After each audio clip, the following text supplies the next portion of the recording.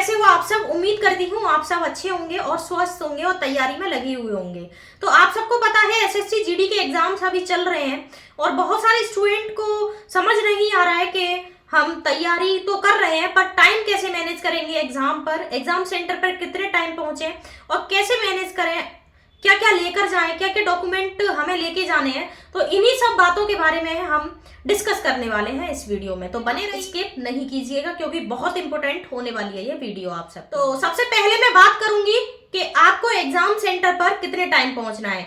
आपको अगर first shift में एग्जाम है, सेकंड शिफ्ट में एग्जाम है, थर्ड शिफ्ट में एग्जाम है, अपने सेंटर पर 1 घंटे पहले पहुंच जाना है क्योंकि रास्ते में कितना भी टाइम लग सकता है, ट्रैफिक मिल सकता है, बहुत सारी बातें आती हैं, कुछ भी हो सकता है। तो अपने सेंटर पे अपने घर से जल्दी निकलो ताकि अपने सेंटर पे 1 घंटे पहले आप अपने सेंटर पर पहुंच जाओ। 1 घंटे पहले, 1 घंटे पहले पहुंचने के बाद आपको अपने डॉक्यूमेंट तैयार करके रखने हैं, अपने घर से ही तैयार करके ले जाने हैं। सबसे पहले तो आपको अपना एडमिट कार्ड बहुत जरूरी है, जो कि आप रंगीन या कलर में दोनों में से ले जा सकते हो। चाहे रंगीन निकलवा लेना, चाहे कलर में निकलवा लेना। और आधार कार्ड या पैन कार्ड, ये दोनों डॉक्यूमेंट्स में से एक डॉक्यूमेंट तो आपके पास होना ही चाहिए, अदरवाइज कोई डॉक्यूमेंट मान्य नहीं माना जाएगा।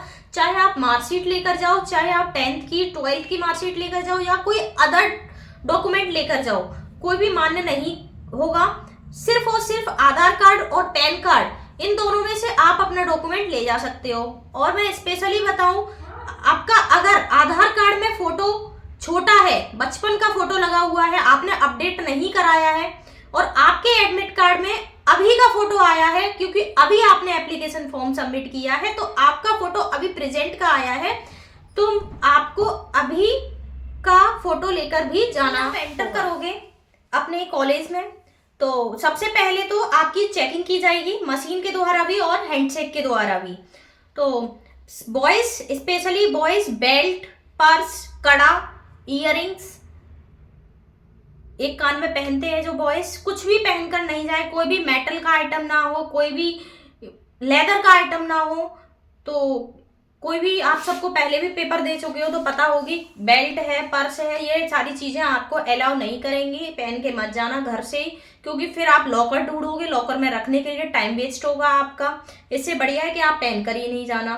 और गर्ल्स को मैं स्पेशली बताऊं, कानों में इयररिंग्स नहीं पहनने हैं, गले में मंगलसूत्र नहीं पहनना है और बेल्ट नहीं लगानी है, या कोई भी आर्टिफिशियल ज्वेलरी है वो भी नहीं पहन के जानी है, रिंग है, कड़ा है, कुछ भी नहीं पहन के जाना है क्योंकि अलाउ नहीं है, इस वजह से।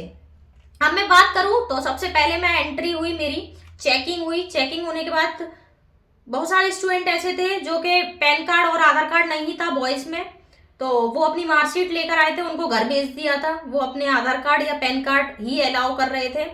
और जिस भी स्टूडेंट का फोटो मिसमैच हो रहा था तो उनका जो अभी का प्रेजेंट का फोटो है वो फोटो लिया जा रहा था। अभी प्रेजेंट में फोटो जो है, मेरा तो मैच कर गया था क्योंकि मैंने अपडेट करवा लिया था अपना आधार कार्ड। तो आधार कार्ड जिस भी स्टूडेंट का अपडेट नहीं है तो फोटो भी चेंज नहीं होगा।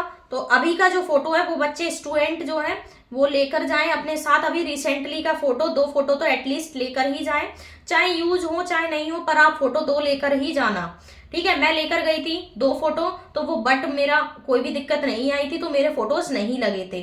फिर उसके बाद मैं एंटर कर गई। एंटर करने के बाद आप सबसे पहले लिस्ट लगी होती है, कॉलेज के बाहर लिस्ट लगी होंगी, उसमें आप अपना रोल नंबर ढूंढोगे। रोल नंबर ढूंढने के बाद अपने क्लास नंबर ढूंढोगे, रूम नंबर ढूंढोगे। आप अपने रूम नंबर को याद रखना। याद रखने के बाद आप अपने पूरे कॉलेज में ढूंढना उस रूम नंबर को। जैसे ही आपको मिल जाए, कॉलेज के गेट पर स्टाफ में से एक सर ही बैठे होते हैं, उनसे पूछना क्या, जो जैसे कि किसी स्टूडेंट का 5 रूम नंबर है तो उनसे कंफर्म कर लेना क्या ये 5 रूम नंबर है। तो जैसे ही वो कह दे कि हाँ यही है 5 रूम नंबर, वैसे ही आप अपनी आइस और थंब, लेफ्ट थंब लगाना।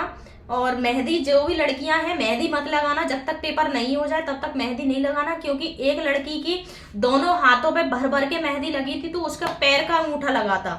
तो मैं स्पेशली बताऊं, मेहंदी मत लगाना, नहीं तो आपकी फिंगर्स नहीं आएंगी, आपका थंब नहीं आएगा, आपको प्रॉब्लम फेस करनी पड़ेगी और टाइम भी वेस्ट होगा। तो फिर एंट्री हो गई, आइस वगैरह सब लग गई, हमारी, और थंब भी लग गया, सब मैच हो गया। मैं अपनी सीट पे जाके बैठ गई। सीट पे जाके बैठने के बाद पेन मिल गया। पेन आपको लेके नहीं जाना, क्योंकि पेन जो है वो प्रोवाइड करा देते हैं कॉलेज वाले ही। तो एक एक पेन मिल गया था, बिल्कुल बेकार क्वालिटी का पेन था, अच्छे से लिख भी नहीं पा रही। 2 रुपए से 1 रुपए का पेन होगा ऐसा पेन मिला था। और फिर उसके बाद एक सीट मिल गई थी जिसपे मुझे कॉर्नर में लिखना था अपना रोल नंबर और अपना सीट नंबर, तो मैंने उस पर लिख दिया था। और जैसे ही आप एग्जाम स्टार्ट हो जाए, एग्जाम स्टार्ट होने के 2 मिनट पहले ही आपको स्क्रीन पर टाइम दे रखा होगा, उसमें आप अपना पासवर्ड डालोगे। पासवर्ड क्या है? पासवर्ड आप डालोगे अपनी डीओवी डालोगे जैसे ही एग्जाम स्टार्ट हो जाएगा। एग्जाम स्टार्ट होने से आपको टाइम और मिलेगा।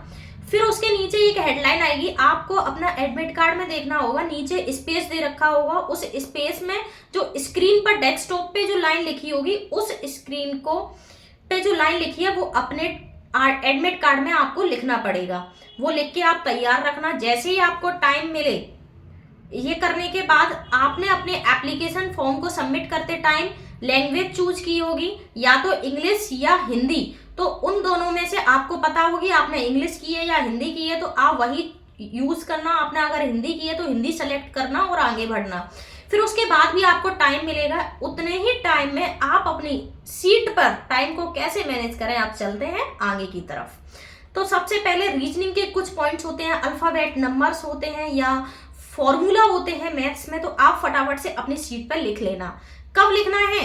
जब सिर्फ और सिर्फ 1 मिनट बाकी हो, सिर्फ और सिर्फ एग्जाम स्टार्ट होने में 1 मिनट बाकी हो, सीट आपको मिल जाएगी। सीट पर फटाफट से अपने रीजनिंग के कुछ फॉर्मूलेज होते हैं, मैथ में कुछ फॉर्मूलेज होते हैं, वो आप अपने लिख लेना, ताकि आपका टाइम भी बच जाएगा।